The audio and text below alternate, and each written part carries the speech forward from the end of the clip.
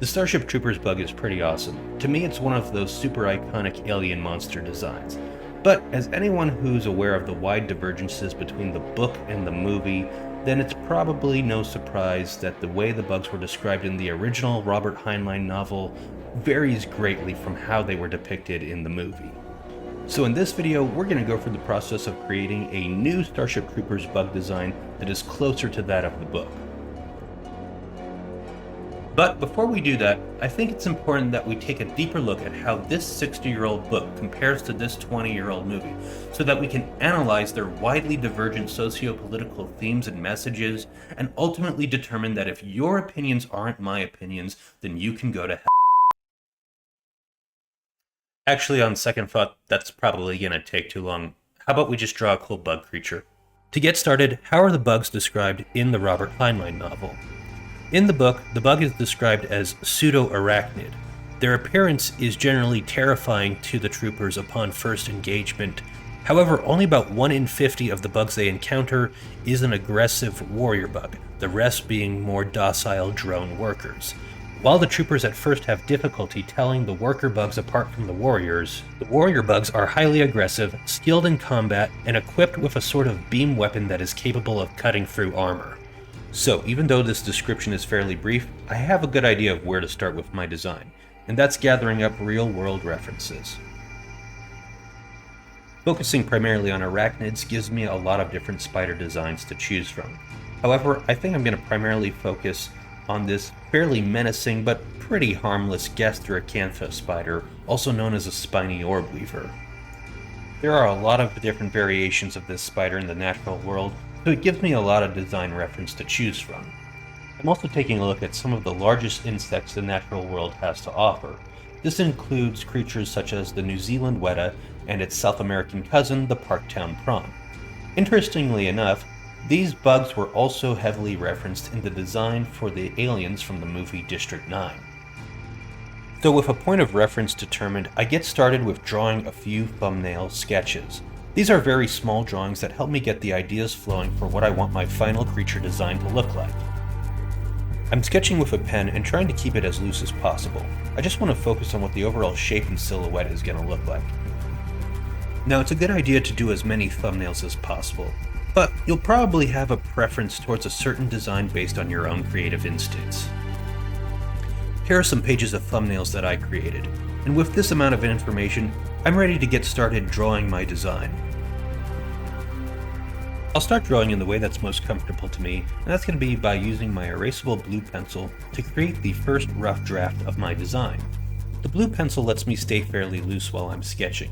It won't show up very much in the final drawing, so I can take my time and figure out different areas that I might be having difficulty with.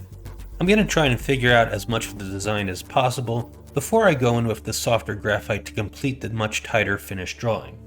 But even then, I'm going to have a few areas that I'll end up changing later on. I'm fairly happy with the overall design, but there's a few things that are bothering me.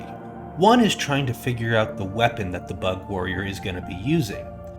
In the novel, the bugs have mastered space travel, and as I said, the warrior bugs carry some sort of beam weapon, but the book isn't very descriptive on this.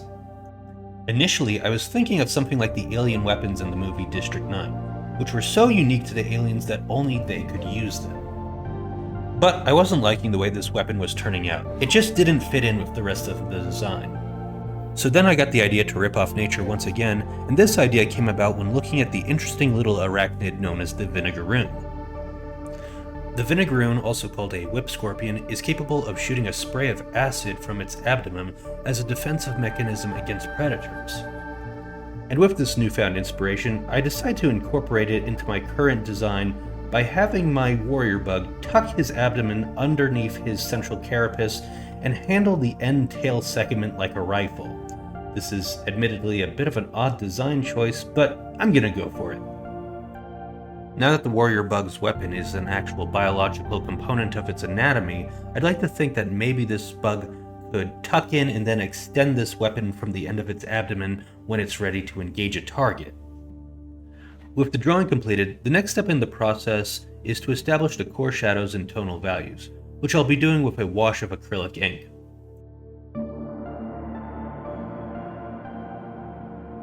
This part of the process goes by really quickly, but it's really helpful for establishing the light and dark values, and also gives me some time to think about color, which is what we're going to be doing next.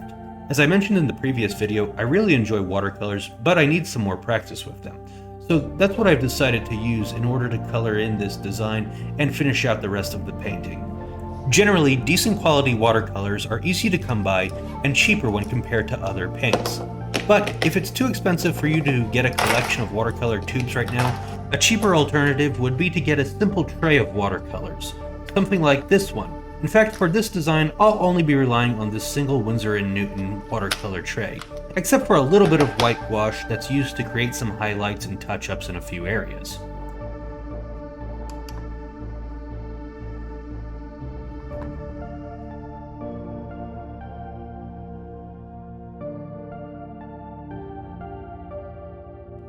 My current approach to watercolors in this instance has me starting with fairly light and thin washes, and ultimately building up to much thicker and darker applications of paint and water.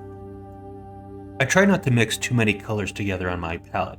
Instead, I focus on doing one color per wash. This is because I know the color will probably look a little bit more desaturated on the page when it's dry compared to wet. From there, I'll decide which color to use next in order to move the values in my desired direction.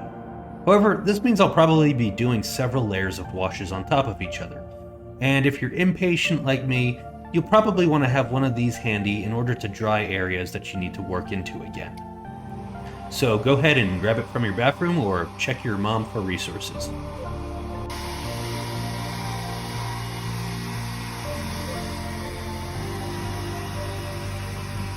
And from here, the process is pretty straightforward. Put your headphones on, listen to whatever suits you, and keep adding subsequent layers of watercolor until you realize you've made a pretty big mess. But ultimately, my warrior bug looks pretty formidable, and I'm really happy with how the design turned out.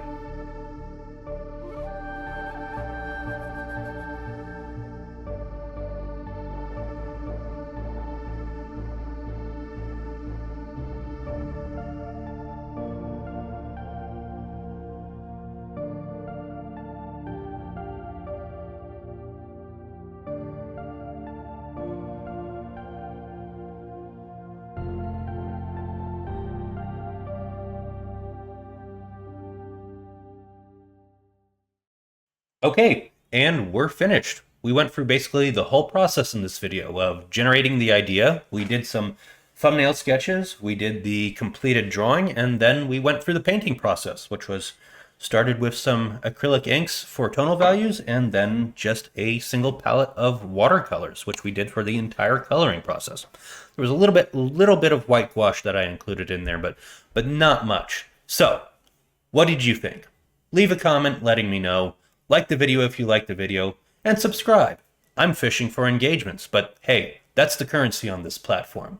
But really, subscribe. It doesn't hurt at all. There'll be new videos, like this one, coming out soon enough, hopefully. Sooner if you subscribe, so please, subscribe, bell icon, and until the next one, good luck with your own creative projects. Give watercolors a try, seriously, it's a lot of fun. And I'll see you in the next video. Goodbye.